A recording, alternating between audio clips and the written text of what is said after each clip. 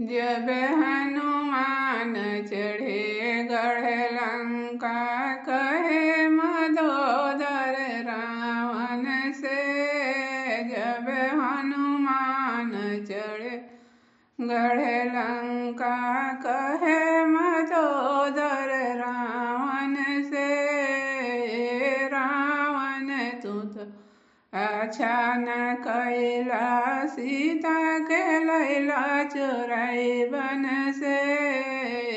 रावण तू तो अच्छा न कैला, सीता के लैला चोराई बन से।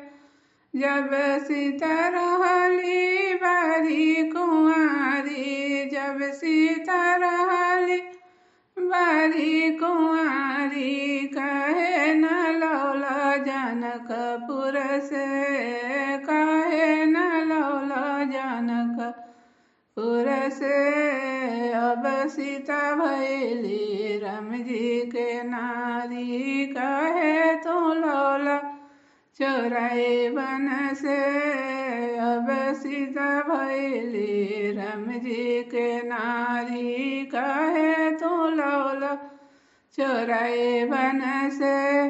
तोहरे बहनिया है सुपन खिया, तोहरे बहनिया है सुपन खिया। नकिया कटौली बिरल छुमन से, नकिया कटौली बिरल छुमन से। जब हनुमान चढ़े गढ़ लंका, कहे मदोदर रावण से।